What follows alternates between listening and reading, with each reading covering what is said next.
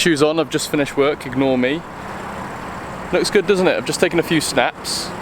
I found a nice little secluded area away from all the people. We're gonna do some talking. One-to-one, me and you, camera and me. Let's do some talking. So, let me set the camera down and get the video rolling. Gorilla Pod to the rescue. Perfect. You kind of can't see the car though. Let's try this instead. There we go.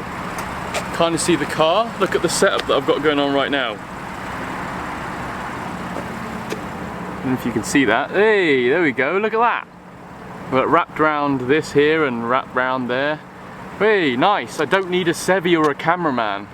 Just got my Gorilla Pod. Right, let's go move the car and get ready for the filming. Okay, hello, welcome to the video. As you can see by the title, extending the warranty on my M2 competition. I want to kind of just discuss kind of what's gone through my head and why I haven't extended the warranty on my M2 comp.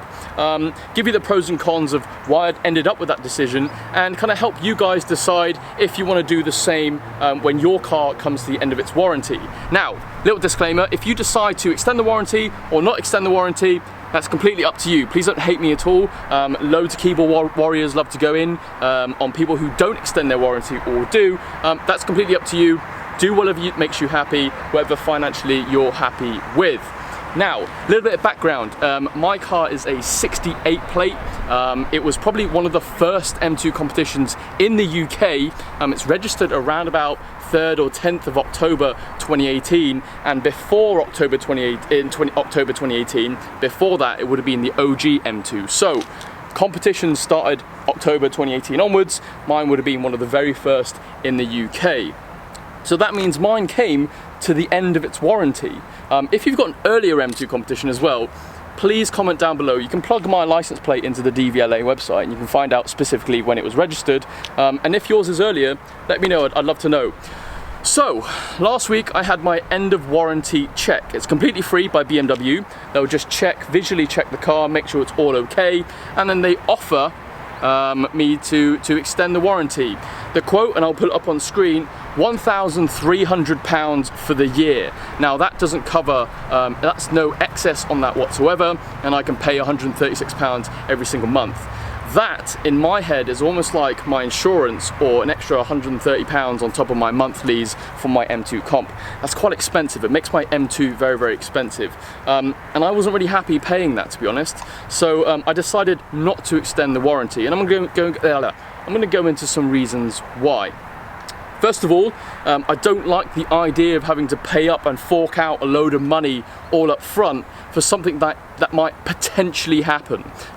This car has been absolutely flawless. First of all, it's a German car, so, you know, it is reliable in some sense. There are other brands that are more reliable, but it is one of the most reliable cars. We've kind of gotten to the world where these modern cars now are very reliable anyway, and over the period that I've owned this car, I've not had a single fault with it whatsoever. The only fault I've had is a rear light failure, which is a common 2 Series problem. I think water and condensation can get into the rear light and it can cause it to malfunction. I've had that a few times. They're going to replace that unit next week. They've got to order the part in from Germany. And if that problem happens again and it's out of warranty, one, I can pay for it. I think it's like £72 or £100 to buy a brand new head unit, light unit, and replace that, not breaking the bank. And two, just turn the car off and on again and the lights work perfectly fine. It's a minor issue. It doesn't really affect the driving or anything like that. It's something that I can live with. So the car has been absolutely fantastic. Now, worst case scenario is that the crank hub fails. So the M2 competition has an S55 engine. It's the same engine from the M3, M4 competition, or just the standard M3, M4 in the F series, not the brand new ones. They run an S58 engine. I know if you're an M2 owner, if you're a common viewer of the channel, you know this, but for people who don't watch my videos, I'm explaining it to them. Anyway, so the S55 engine that lives in this car, its most famous problem that it has is the crank hub spinning. So basically there's a component in the engine, if it spins, it can cause something to be timed out and basically your whole engine goes kaput and you're left with like a 10-15 grand bill to replace and fix the engine. That is worst case scenario. Maybe the gearbox blows, maybe I've got a diff leak. Those are probably worst case scenarios. Now, I don't see that happening. I look after my car. I always make sure that the engine is warm, the oil is warm, you know, it's up to temperature. I look after it. I make sure I get the engine oil changed every 10,000 miles or whenever it's suggested. And I don't tune the car as well. I plan on keeping this car stock. Stock power I think is fast enough for day-to-day road. Maybe in an ideal world I'd like to put the M2 CS tune on it. That just takes it up to the M3, M4 stock power, because obviously these are detuned a little bit so that it doesn't tread on the M3, M4's toes and isn't more powerful. So these are slightly detuned, but in some ways that's protecting the engine a little bit for me. And so I'm not going to tune it. If you're going to tune your car, I would highly recommend you go and change the crank hub and get a fix on that. That's what, a £3 option. I could always do that later down the line. I could go to somewhere like Lichfield or wherever and get a crank hub fixed on there, and that would then basically make the engine bulletproof, and I haven't spent £1,300 every single year. Now I've got this car for about, I think, another 2 years left on the PCP. It's going to have to be bulletproof for me in the next 2 years, and I don't really want to be spending £2,600.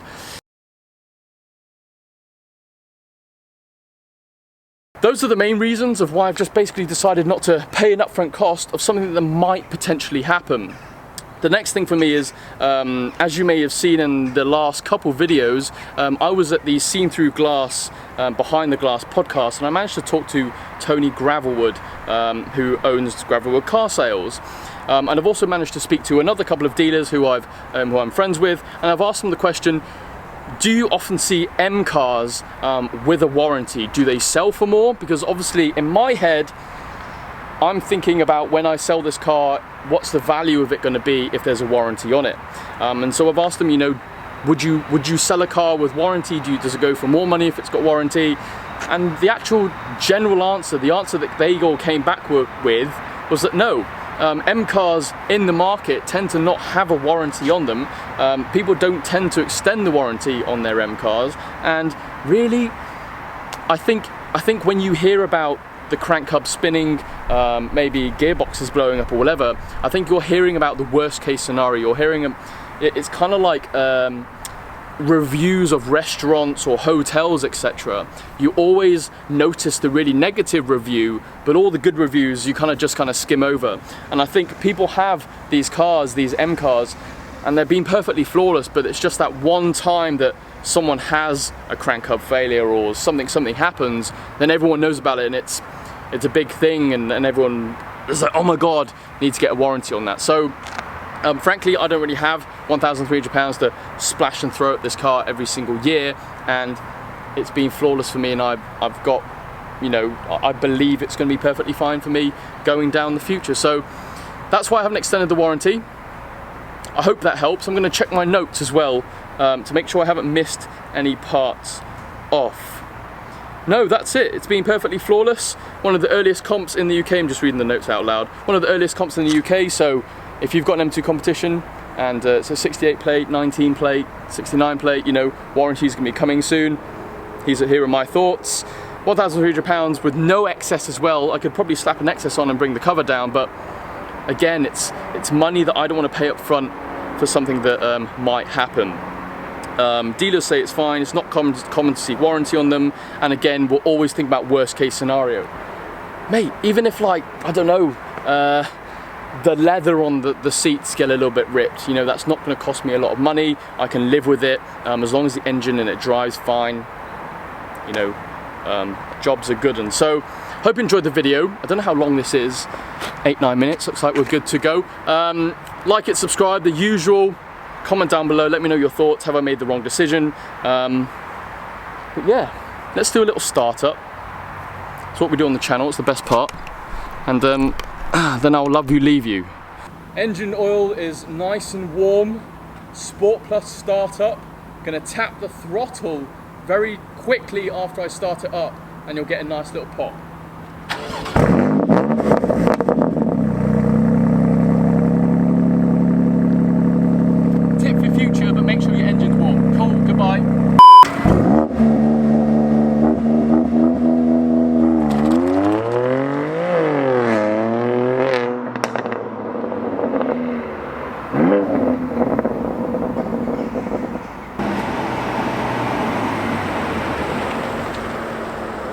Okay, let's go home.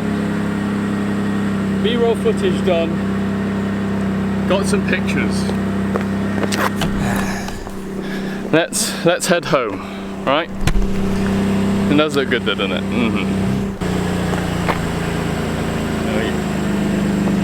Listen to it gurgle.